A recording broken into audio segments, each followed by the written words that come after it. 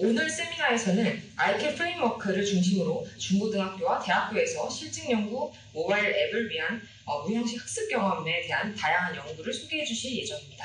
네, 그럼 박수로 오늘 세미나를 시작하도록 하겠습니다.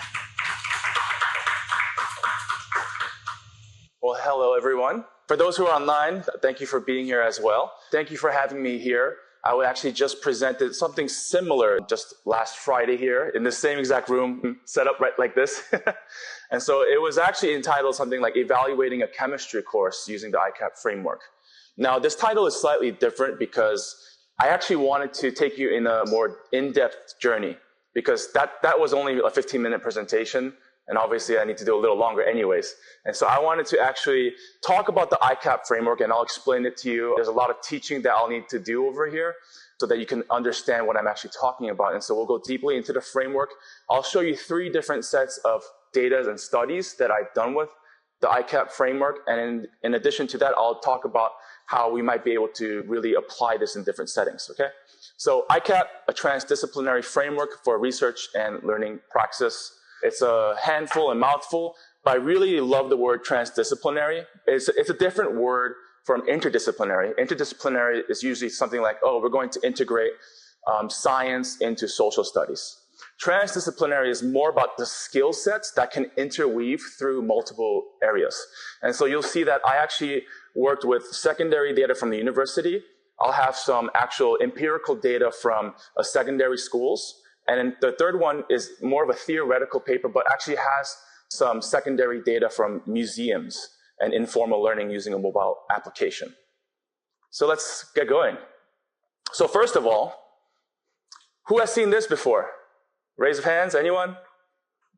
Yeah, it's pretty much everyone. Yeah, I'm betting you online too. You've seen this.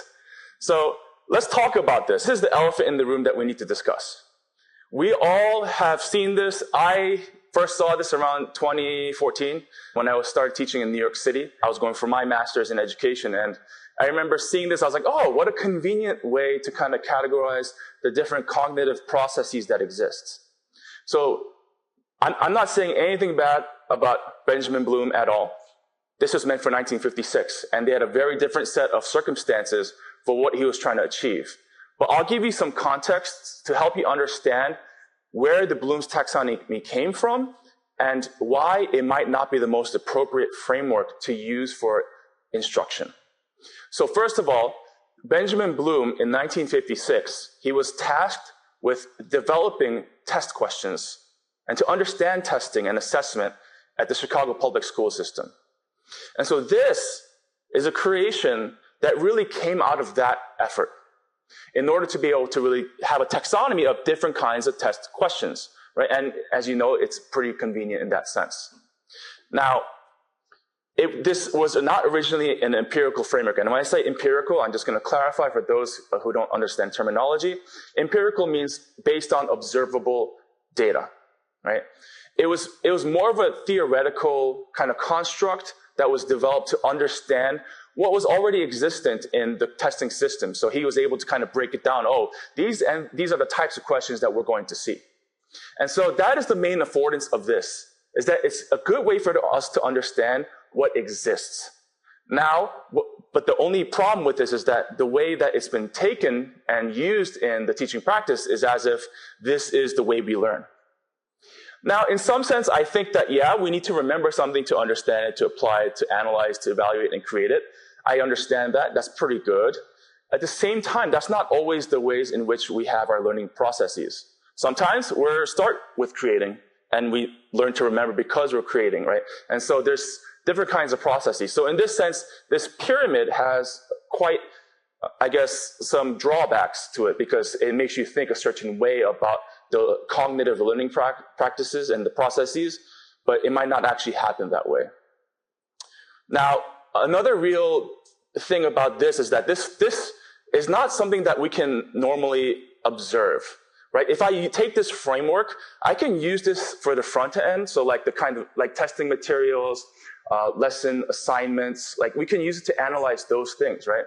But these are not the processes in which we can really understand what students are doing. Right, so this is really at the teacher level, and it's not as useful in terms of understanding student processes. Okay, so now that we've gone over Bloom's taxonomy, well, let's go to the star of the show. So the ICAP framework, it stands for interactive, constructive, active, passive.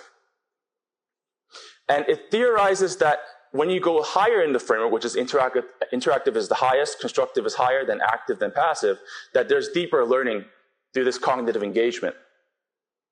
And so, who here has heard of the term active learning? Raise of hands. It's 1, 2, 3, yes.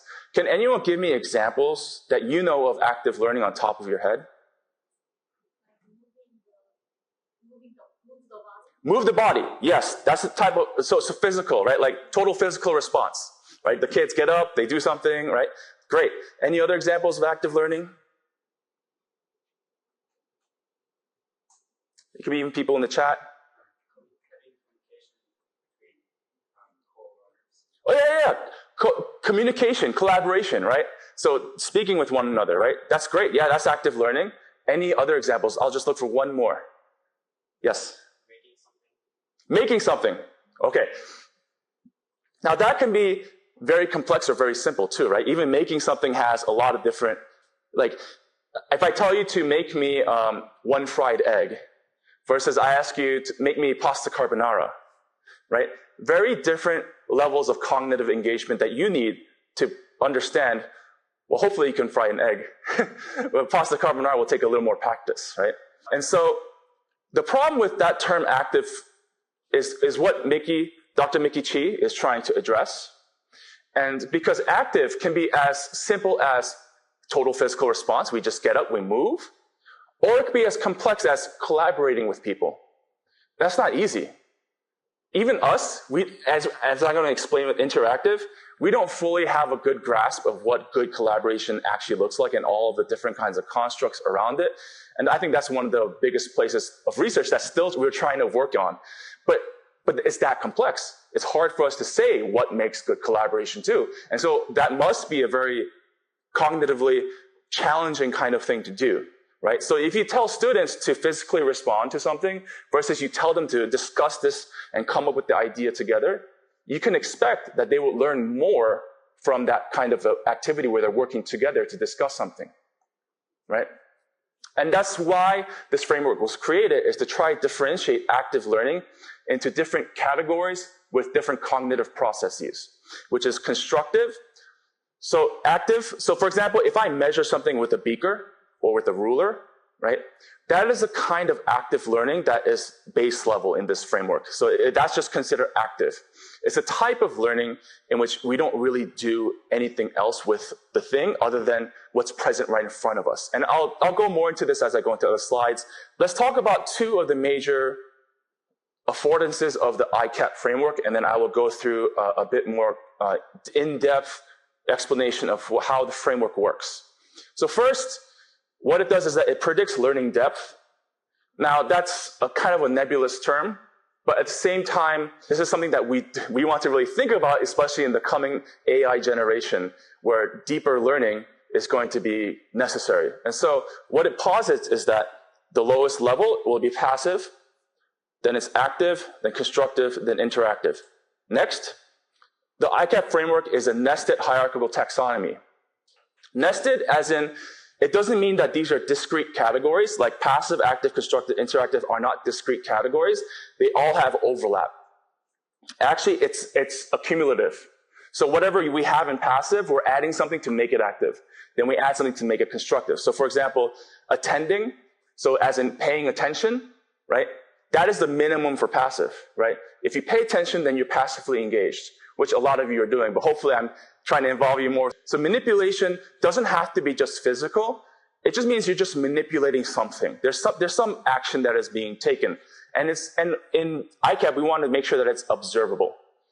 Next, and also that makes the active mode. So attending plus manipulation is active.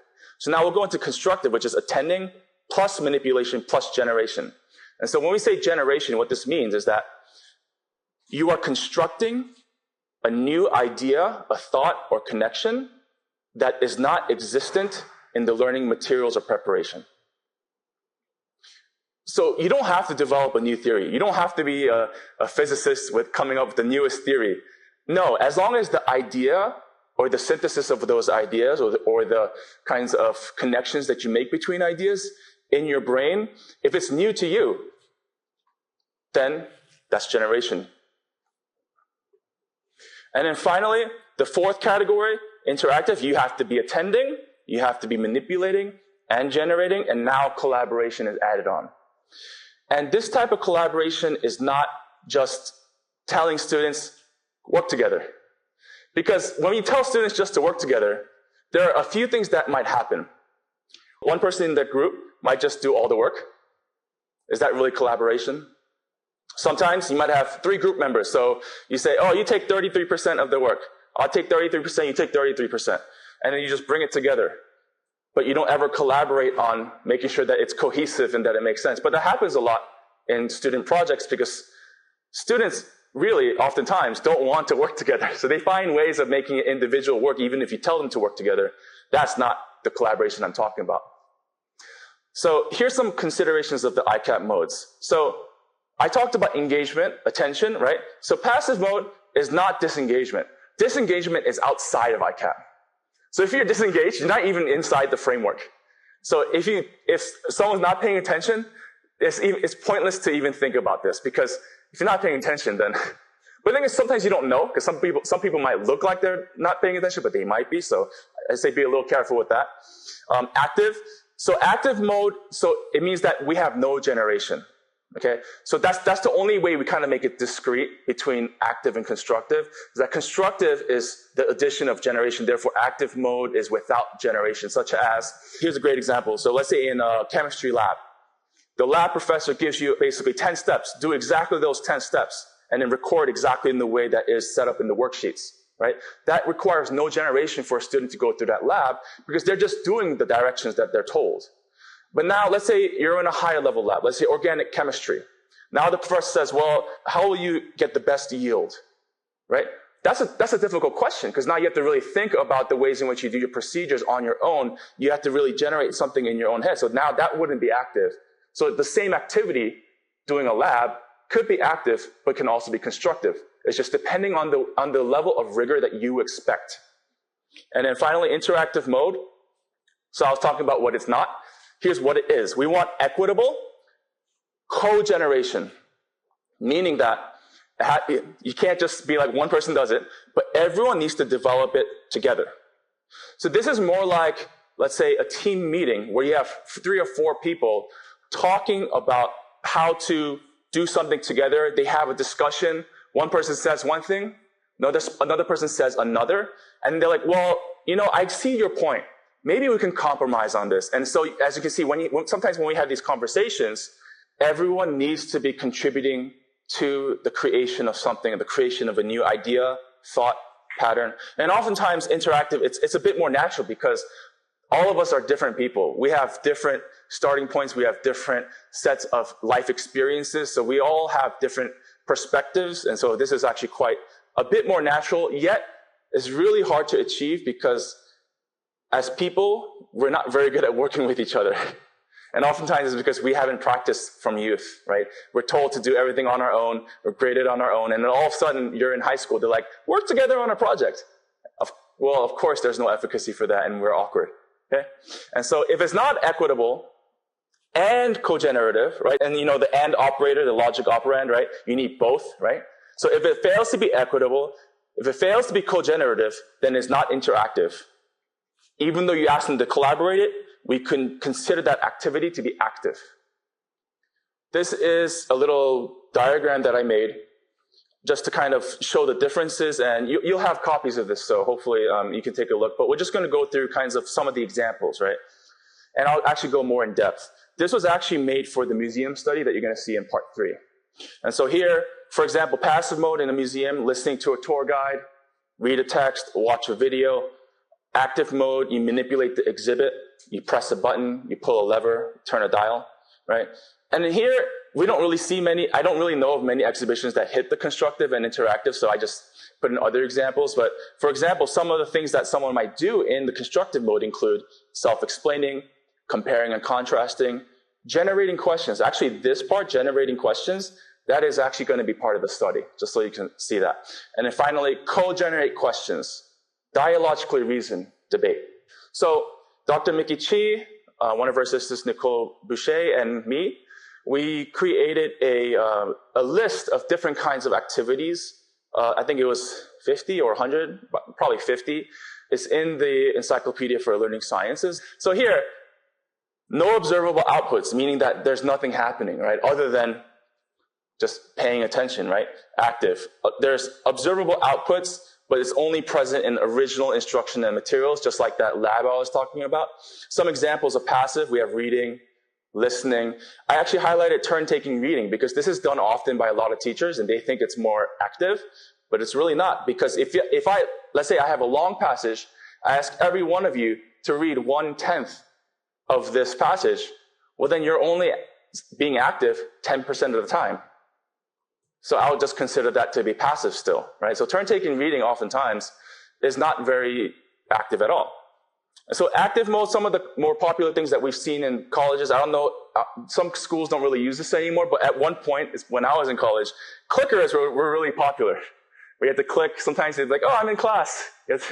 And then we had polling, that's something that we still do. Copying something, right?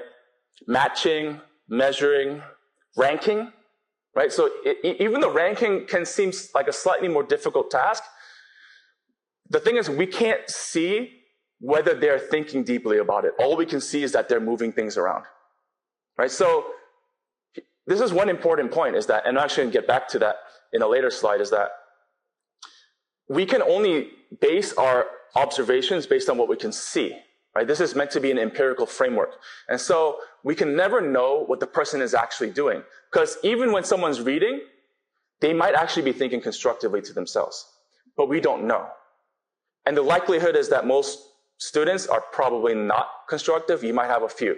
But there's no way for us to know. But what we can say is that the design of the activity doesn't foster everyone to try to be constructive, right? And so it's more about our level, at the top level of what you're designing it to be, what you're intending it. And then so rehearsing, doing something over and over and over again. So this is a common one, guided notes with fill in the blank. There's a lot of teachers who use this, but oftentimes you don't ask the students to actually think. They just literally write what the teacher is just saying, right? Following step-by-step instruction. We talked about that lab. So I'm going to go through a little interesting activity. Yes, there's some words up there. Don't call this phone number. Actually, I don't think most of you can unless it's international, but this was my phone number when I was in elementary school. But I was 5 years old, and back in those days, parents weren't really home because as an immigrant child, my parents were out working 12, 14 hours a day. And so we needed to be able to know how to remember phone numbers. If you remember those days before cell phones, before storing phone numbers, you had to remember. And it was not something quite easy to do for someone young, right? So I think I was like 4 or 5 years old when I first learned this phone number. And so one of the things that I did in my head, because one of the things I was really good at, I wasn't very good at English yet, because I actually only knew Korean until I was 4. But I was very good at math. And so I was like, okay, I'm going to create a story around this phone number so I can memorize it. Well, 7 plus 1 is 8, 2 plus 2 is 4, and 4 plus 4 is 8, and we'll just add a 0, right? That's an interesting way to understand that phone number. So now, even learning that phone number was actually a constructive task. I had to create something new, a new method, right, to memorize this thing. Let's look at this word. I put these slashes here, you'll see why. The word ineffable. It means someone who's unable to express something because it's just like, let's say you're just so shocked, you're like, I don't know what to say. And they won't even say that. They'll just be like, that's what ineffable means. I used to teach SAT in Korea. I was an SAT 강사. And so I wanted students to be able to understand this at a level where they can break it down and understand it. And so in is a prefix that oftentimes means not. Able is about ability. And F, well, I just said, well, how about it means unable, so not able to effectively express. Now, you probably remember this word much better in your life. It'll stay with you. And also, you could do that with the word indelible, not able to delete. Indelible. You can't get rid of it, right? So then, at one point, I was also studying Hebrew. And so this is where I didn't put it in the Hebrew because you wouldn't be able to understand it at all. So I just wrote it the English version, oh hell. It means tent. It means a tent, a 천막. And so I had trouble memorizing this word when I was learning. So I had to create a little story in my head also. So I was like, oh hell, I have to sleep in the tent tonight. Right? And so all of a sudden this word stuck with me. Okay, let's talk about 최근에. Right? I was studying Korean when I was here because I wanted to get better. And I remember this one couldn't stick. Like, you know, I was able to memorize words like 짐승, beast, or like 산책, but for some reason I couldn't memorize 최근에, which to a native Korean is like obvious, but to me it was like I just couldn't find a way to memorize this. I kept forgetting it. And so then I had to create a story. So actually I was studying this at the time when Park Geun-hye was becoming famous. Again, well, for other reasons than the reason she left. But, you know, when they were trying to select a new presidential candidate. And so I was like, you know what? 최근에 Park Geun-hye. Recently Park Geun-hye. For those who are going to see this on YouTube, she was our president and the daughter of one of our dictators. And so I was able to memorize this word just purely on association. Right? But these are things that I had to do in my head. You listening to me do this, that's active. Or, no, you're passive actually. Well, some of you are active because you're talking back to me. But that's passive for you, constructive for me. Right? But regardless, it might be a better version of passive maybe, right? But I would say that I'm the one who's doing the thinking of how to create these connections. That's something interesting to think about. I wonder, like, are there better forms of passive, such as like storytelling? But those are things we can study more. But here, that activity that we just did, that's called elaborating, right? That's in the constructive mode. It goes beyond the instructional material, right? Those are thoughts that went beyond the phone number, right? So that's called elaborating. Some other activities that are more common, this is a huge list and you'll have it. And so we have analogizing, critiquing, justifying, self-explaining, integrating two sets of information to form another idea, taking your notes in your own words, quite different than just writing exactly what is being said. Project and problem-based learning, right? This is quite popular. I hear in Korea it's getting a little bit more popular as a term. At the same time, this is something that I did quite as like my modus operandi for my school I taught in New York City. And I'll tell you that I don't think most Koreans have the correct conception of what good project and problem-based learning is. And we need to also work on that. But that is also a form of constructive learning. Actually, I'll also put this down also into interactive, right, when you do it in groups. Okay? So reciprocal co-generating for interactive, right? Things such as asking and answer each other's questions. And these need to be questions more than, do you know this, right? You're asking each other's actually questions where you need to think about something. Asking each other for justifications, explanations, debating, peer tutoring. Well, the one who is tutoring is the one who's getting the interactive more, right? But then if you do it back and forth, then both get it. Okay, so some other considerations for the ICAP framework. Assessments need to be rigorous because the whole point is that if you have assessments that are very weak, then why do we even do this? Because this is deeper learning. Actually, you probably do better on assessments just keeping it at this level. So in this sense, for example, the 수능, it makes sense to do memorization as the main way of learning in school, because for suning, that's the main thing that you need to be able to do, is to memorize and output, right? But we want deeper learning, so then we need more rigorous assessments. Number two, the ICAP does not predict for domains and topics that cannot be rationalized with logical reasoning. For example, exceptions to grammar rules. Like, for example, I couldn't figure out why in the world jjajangmyeon is pronounced jjajangmyeon. Because it's jjajangmyeon. It's just an exception, and we just accept it. But to a non-Korean, there's no way to rationalize why, right? And so that's one example. Okay, so intended versus enacted. So this is the point I made earlier, is that we can intend something in the ICAP mode. It doesn't mean that that's the way the students or the people who are the subjects of it are going to enact it. So what we do, at least at the ICAP mode, is to try and intend the best that we can with the hope that a higher percentage will be doing it at that level. So this is the ICAP, this is pieces of my ICAP rubric.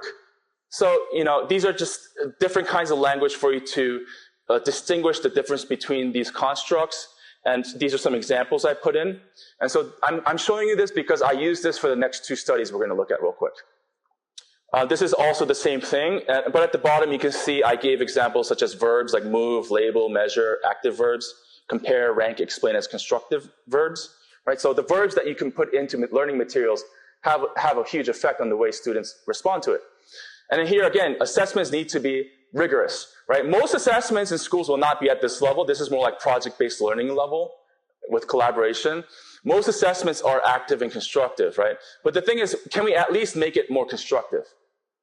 And one of the problems that you're going to see in the two studies I'm going to show you is that most of the questions are here in the assessment.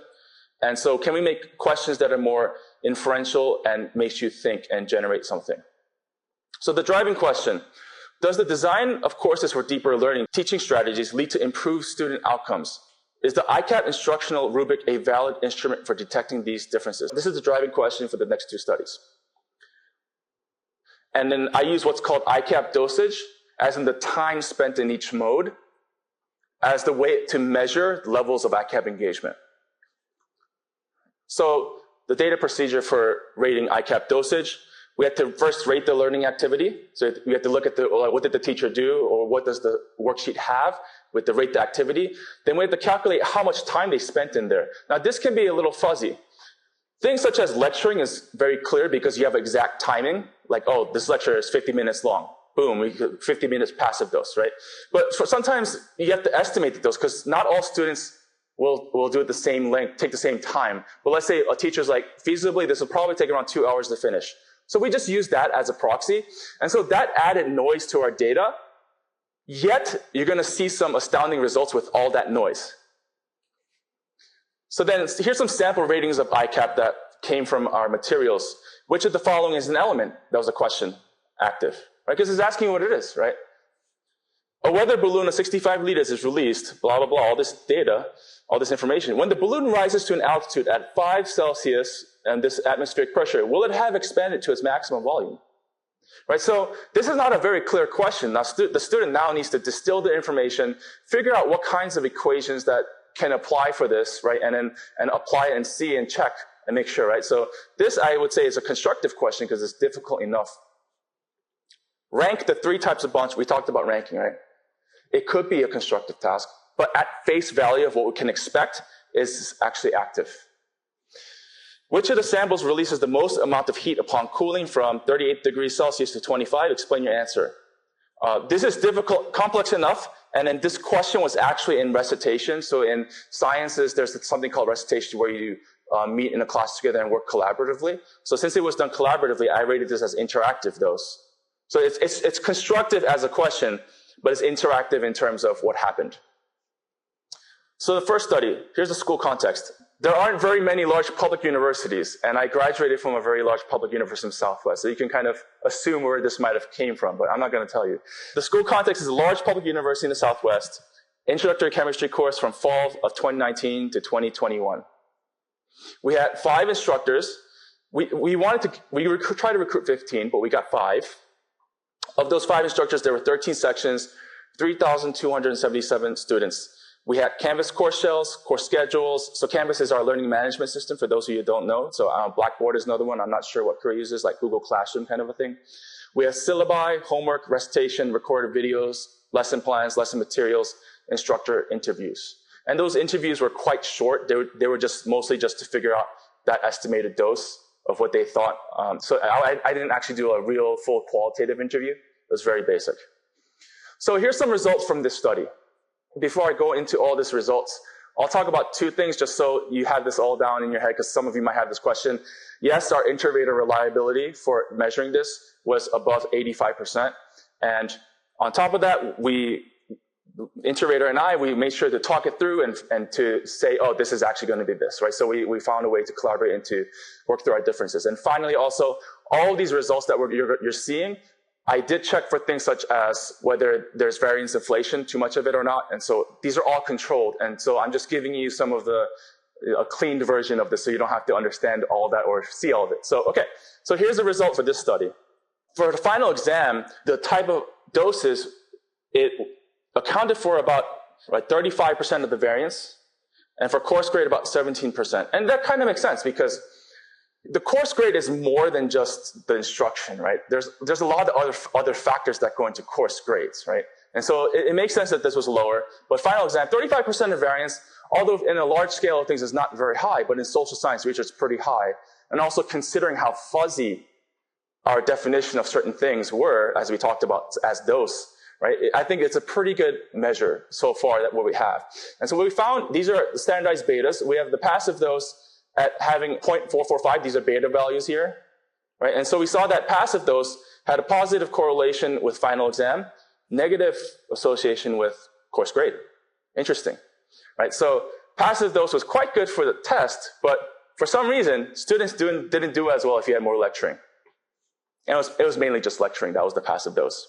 Active dose, as in low quality questions. That was literally the only thing that was there. Low quality questions did worse on the final exam and did slightly worse than course grade, but this is not significant, so it didn't really affect course grade much. But here's the interesting part. Constructive dose, positively correlated with the final exam, also with course grade, and as well interactive dose. Now these standardized beta values don't tell you all the story because we have very different means and standard deviations.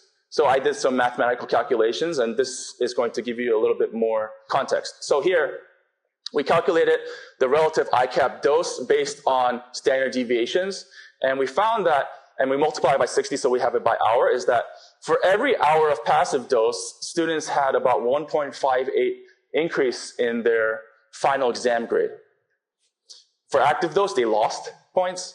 For constructive dose, 1.56, so it's about the same as passive dose, right? But look at this, interactive dose. Recitation was quite good. That was really the only interactive that we had. Recitation was quite effective for improving student scores on final exams. And so the question is, shouldn't this be lower? Right? Shouldn't this be 0 and negative also? But here's the thing. We don't know for sure, but I'm pretty sure that the final exam asked mostly active level questions. And so we have active level questions. We talked about how passive and active dose are probably better for that. Well, here we found that actually active dose is not good for them. So maybe passive dose is more efficient for improving scores on final exams. Next, we looked at course grades. So we saw that passive dose had a negative effect, a loss of 1/4 of a point per hour of passive dose, as in lecturing. And a constructive dose increased by 0.5 point an hour, and recitation increased by 3.32 points per hour. Quite a big gap for course grades. And so I do think that although this doesn't really fully follow that ICAP lineage, but now hopefully you better understand why. And I think that's true, and we're going to see it in the second study. So some limitations about this study is that it was not an RCT, it was secondary data. And also some of the data had a lot of extra noise, even more noise, because we had COVID-19. In Korea, it was longer. It was more to like 2022. But here, at least in the States, it was about 1 year of COVID learning. We only had 5 instructors, right? And so, we do have to take this with a grain of salt. I was hoping I'll get at least 10. Instructors sometimes can be very stingy with their giving out their information, but it's okay. We do our best we can. I could not ascertain the nature of the exam questions because for the instructors, they said this is too sensitive because they don't want to release this. And it's mostly because they probably don't want to change the test much year by year. Because if they did, then it wouldn't matter as much. But I can understand why. Second study. So 13 teachers from a charter school in the Southwest, average of 5 years of teaching experience. Teachers received about 3 hours and 20 minutes of PD on ICAP. And we had all different subject areas. And so I only chose 3 for this small study. And this is actually not published yet, so y'all are looking at some data that's quite exclusive so far. 3 math instructors, because I just wanted to find one subject area where there are multiple teachers, right? And also wanted to do STEM. There were 6 lessons, 243 students. So this is not the best end, but I do believe that looking at this can teach us something. Most of it, this was empirical, unlike the other one, because this was mostly based on actual recorded videos instruction. The whole classroom was recorded. And so we did a video analysis using the same ICAP rubric to measure the dose, right? And this was actually more accurate because the dose for the previous example was based on, number one, the syllabus, that was accurate, but a lot of it was just based on what the teacher estimated. This dose was purely based on what we saw. So we can conclude that there's a little less noise in terms of the ICAP dosing with this. And so here are the results. It's only 6 classes, right? So we can't make the biggest claims, but our value is pretty good, right? Almost 0.7. As predicted, so they took a pre-test and a post-test, right? And so as predictive, yes, of course, the pre-test is going to be a very strong marker for what the post-test will be. Makes sense. But at the same time, we found these two things, right? That active dose and constructive dose both had a positive correlation with post-test scores. That also makes sense because we saw in the previous example with the final exam. But active dose, maybe not as much. I wonder. So then here, we had these were the means and standard deviations, and you can see there's quite a bit more active dose, and in constructive dose, there was not as much, right? And standard deviations are off by about 40%. Now, maybe what this means, I'm not sure yet, these are just a conjecture, but something to consider is that active dose didn't do too well in college. But what the active dose was mostly for was really bad, well, not bad, but basic questions. Like questions that don't make you think. Active dose here is different. It was mostly students doing something in the classroom. So maybe there's also qualitatively differences in active dose. Maybe we need to learn to separate them too. But this active dose did have a positive correlation with final exam scores, or at least this post-test score. So something to consider. So I did some calculations like last time with the beta values, and we found that for every hour of active dose, there was an 8-point increase approximately for the post-test, and for constructive dose, 8.26, which actually that does follow the ICAP, right? So the constructive was more effective than active. And here's where it becomes more interesting is that 25% of the questions were inferential as in constructive, 75% were recall. So in effect, we can actually probably triple this number in relative effect. So the constructive dose gave quite a lot for how little portion of the post-test it was. Some other limitations, also not RCT. It's really hard to do that in social science. So that's kind of obvious, but it was empirical. It was based on those videos, so we had a little bit less noise. Maybe that's what might have accounted for the higher R values. Small sample size. I wish, we had more qualitative data. We had some, but we didn't have like a direct interview with students or anything like that. That would have been interesting to kind of triangulate. So some recommendations based on these first 2 studies. Relatively small changes in course design had high association with improved student outcomes. Relatively small. That's because it was just mere minutes of difference, right? The constructive mode was quite less than the active mode and the passive mode for these courses. So just a little bit. Teachers should improve the quality of the questions asked so that they go beyond memorization, skill practice, and listening, right? We want them to be generative, constructive questions. Third, find ways to allow students to collaborate on these higher quality, because recitation was quite effective if you saw, right? Make assessments that can detect differences, right? We need more rigorous assessments. What if it was 50% constructive, 50% active? And I think that's what we want in the long term, I believe, right? Because we want students to be learning deeply. And so we should test them deeply. So third one, this is separate. So this is a museum study. To give you context, we had 2 museums. These were the number of groups. We just had visitors. We gave them iPads with a mobile app, which I'll show you some of the features of in a second. And we just asked them to ask questions as they go throughout the museums. And we actually had a lot of curated response. This is before generative AI, so maybe now this would be different. But back then we didn't have as strong natural language processing, so it was curated by professionals, right? The types of answers based on the exhibits. And so this is what the app looked like. There were 2 modes. We had what's called ask mode and game mode. So ask mode was just, it looked like this, and all you do is just, you ask something and you just get a response, and that's it. In game mode, we had features, gamification features, right? We had XP bar, we had some awards that you can get. You can actually visibly see this, it's called Dr. Discovery, moving across the screen. And those are quite simple features. But you'll see quite big differences from quite simple features. But of course, it's limited based on the fact that this data is not the strongest, but I think we have something to learn from it. Some of the other things for game mode, we had badges, like we would get these awards. You know, everyone likes to feel good. And so, okay, so we also wanted to make sure that, because the whole point of this is that we had to make sure that the quality of questions were good, because what's the point of this study if the questions were all nonsense? But we found that we did have some nonsense questions, but the majority of questions were actually real questions. But what's interesting, this is already interesting, a difference, is that in ask mode, we had almost double in percentage of numbers of nonsense questions. Incomplete, off topic. So we had things like, where's the bathroom? Basic information questions are kind of what I say at the active or passive level type of assessment, right? Like, they're just asking, what is this? What is that? And we found in ask mode, we had 61%, and in game mode, it was higher. So interestingly, there was a little bit more actual question asking, and which makes sense because it's less of incomplete, right? And we had about equal numbers of what we call wonderment questions. This is based on Scardamalia and Bereiter's work. And the wonderment questions, as in like these are actually things that will require higher levels of thought and thinking and depth of processing. They're about equal. So the game mode didn't really affect much, but at least at a minimum level, the game mode we found that participants were more likely to ask real questions. That's already pretty significant, I think. So these were some of the types of questions that we had, like how far away is the moon? Basic. Why is the sky blue? Right? That's wonderment. And we had the why, and we're trying to understand the process, right?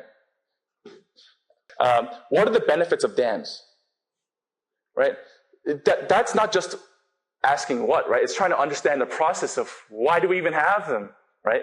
And so even though it was what, we rated it as wonderment because this is a question that requires some other level of thought. And obviously, usually if the questions were long, they're generally wonderment. You know, in environments in which sand dunes are located, what type of climate change occurs year round, right? These are a type of question that is requiring a higher cognitive process.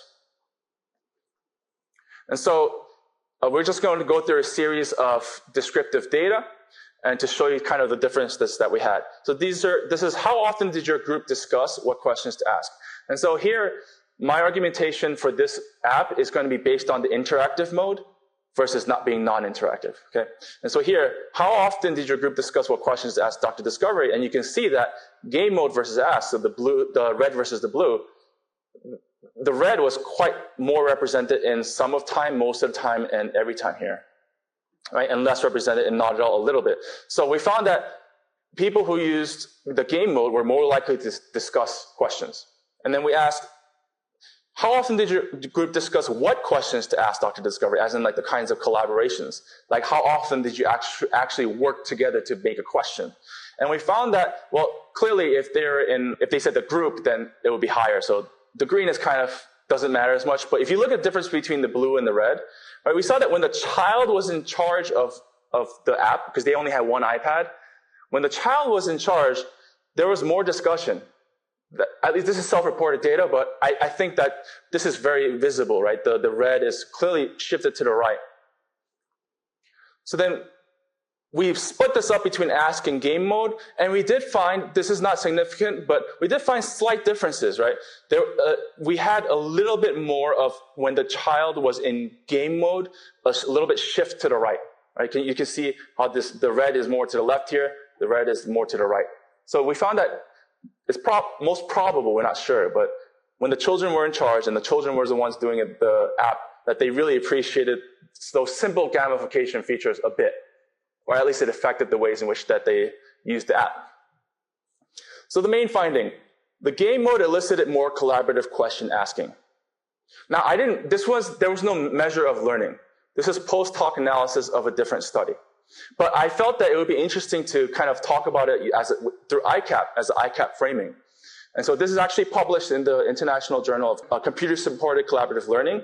You'll see the reference at the end, so you can read it, please, if you want to. Cite it. I don't know how many of you are in museum learning, but at least here, the reason I did it was I felt that, you know what, I had this whole ICAP idea I've been working with Dr. Chi on. I think that we can kind of use that to understand what's going on here. And so, since question asking of at least wonderment questions are generative, This would also mean that game mode would increase interactive dose. So I made a simple argumentation of that. We don't know for sure because we didn't measure learning, but I wanted it to go out into the community of informal learning that having this a greater collaboration could foster deeper learning. Some limitations to this study: there's no control group, secondary analysis like the first. The app mode was not randomized. It was just more of like which day you came on. You got ask mode, you got game mode. And we lack triangulation via qualitative data, especially because this was a secondary analysis. I wish I did, but sometimes you just have the data you have. So recommendations based on this study. Well, the ICAP can be utilized for designing cognitive aspects of museum exhibits and experiences. This includes how apps are developed and how exhibits are designed to foster more collaborative and generative question asking. Now, this isn't just for museums. There's a lot of technologies that we think of. And I think this is one of the places that needs a lot of critique, is that there's a lot of ed tech out there that just isn't good learning. It doesn't foster deeper learning. It just oftentimes, they don't even know for sure what it's doing, and they're just making it. So the ICAP framework can help someone think about it, about how to design an app to be better, or design a learning experience, because an app is just a proxy for a learning experience, right? Conclusion. So the ICAP framework can be applied to different research settings, different research and praxis settings, right? Here I showed you in secondary data, some empirical research, informal learning, but it is likely much more widely applicable. And so your imagination is your oyster, because wherever there is human learning, I think that the ICAP framework has validity in terms of the ways in which we think and interact. And so that is my presentation. Thank you. And there's references here for you if you'd like to take a look. And so, yeah, thank you.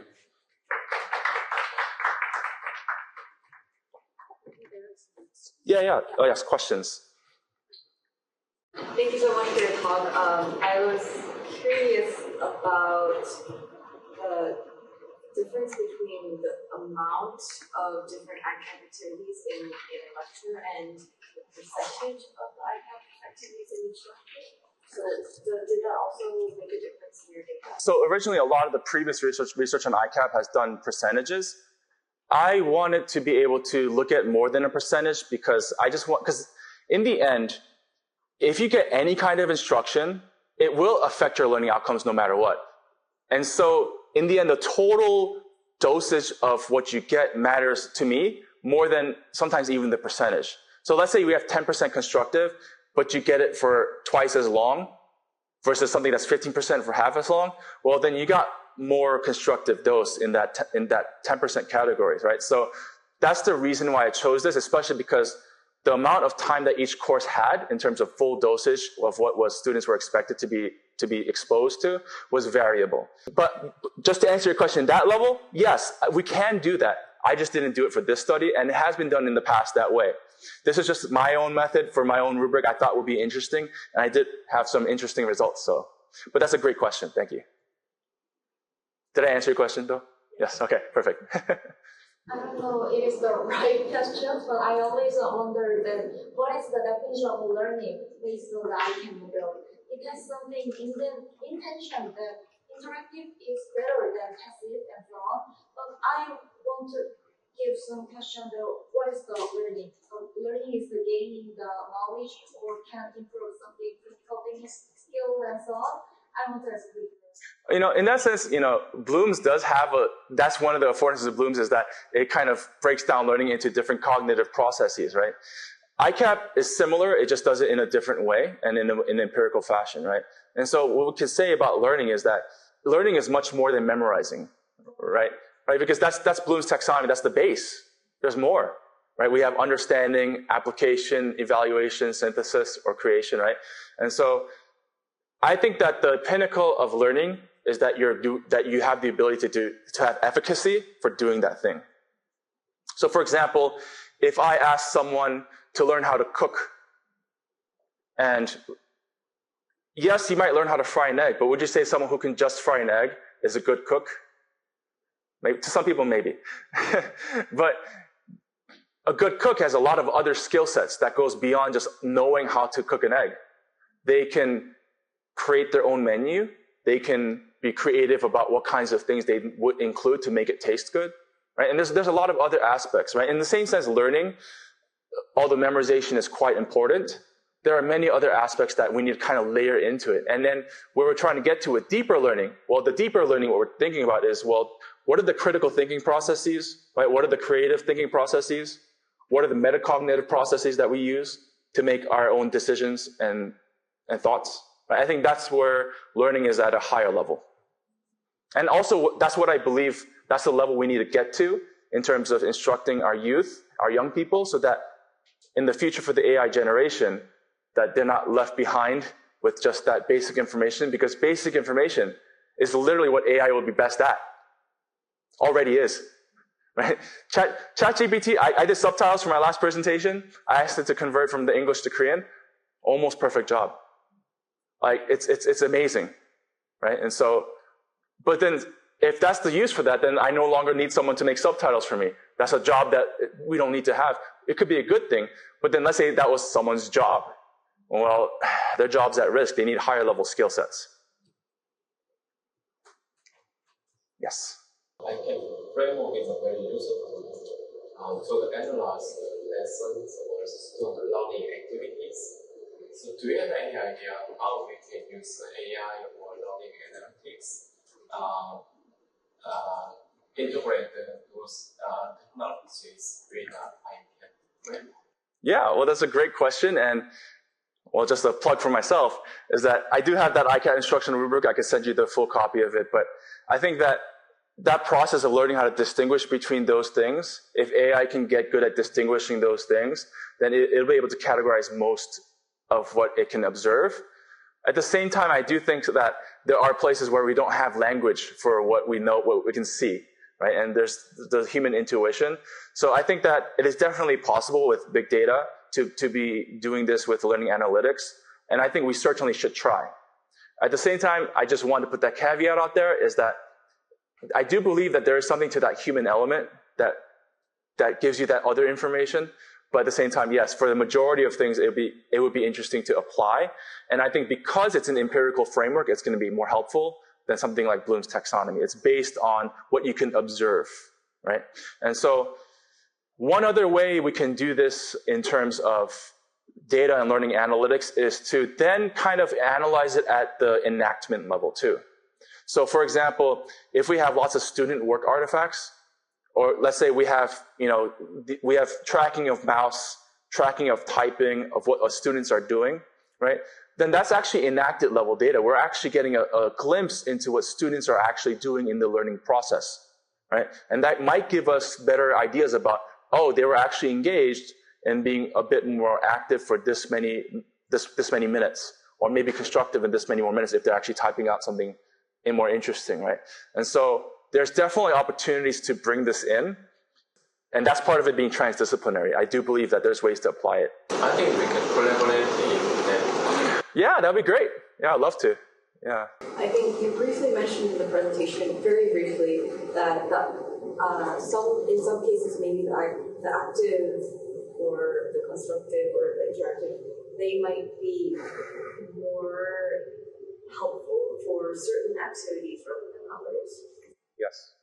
So could you maybe give us some examples of situations in which, for instance, like an active mode could be? I'll give you one right away, and it's very applicable to the classroom setting. So let's say you have a standardized test. Most of it is asking active level questions, has a few generative questions at the end, some free response, right? Just one or two, maybe. But mostly it's going to be just asking whether you know something. You have the content in your brain. If I ask a student to do project-based learning for 2 hours to prepare for this exam, versus my telling a student for 2 hours study this by just looking at it, I am pretty sure the student who's just looking at it and looking over and memorizing is going to do much better on that test than the one doing project-based learning. Because number one, project-based learning takes a lot longer than 2 hours to get anywhere. By that time, they're just thinking about even just what's the problem we're working with, you know? And so the reality is that a lot of constructive and interactive level learning, it's constrained by time. It's not as efficient. And this is why we like lectures, because they're efficient. But the unfortunate part about lectures is that lectures are not bad things either. And this is something Dr. Chi would agree with me on because I've had lots of discussions with her. Because, like I said, just because you intend a mode doesn't mean someone enacts a mode. Let's say that everyone in here, well, I guess y'all have a lot of experience with the topic education, learning, right? You all have an interest in it. All of you have some levels of experience in it, some higher than, but there's no one here who's a complete novice. All of you have some conceptions about education. And so for you, even though this was passive mode, you're watching me present something, mostly passive, right? You are probably engaging with my talk at a constructive level much of the time. I see some people nodding, yes, right? And so in that sense, sometimes passive mode is the best mode, but it requires people in the room to be experts at some level, right? Have some expertise in it. Yet, oftentimes in school settings, we take students who know nothing about something and expect them to understand this lecture. But this is why so many Korean parents have to spend so much money on hagwons to already take the course, to be pre-exposed to everything, so that when they go into the course, that when they are lectured at, that they can understand what's going on and actually interact with it in their brains to really understand it more deeply. But that's a very inefficient thing. Now we're forcing parents to have to send their kids to hagwon for everything, right? And this is a prime example of the predicament that we have in Korea. You know, as someone who's taught in hagwons here for 6 years, so. Great question, though. Yes. I also think that constructive and interactive classroom is really great for our students, but in the Korean context, especially for the mathematics, usually some people are really interested in mathematics and they can apply those different concepts of mathematics very well, but some students, they are not interested and they just give up the mathematics. So we can see that there are many different backgrounds and interests and also the levels of different students. So I think sometimes interactive or constructive classroom cannot effective to all the students.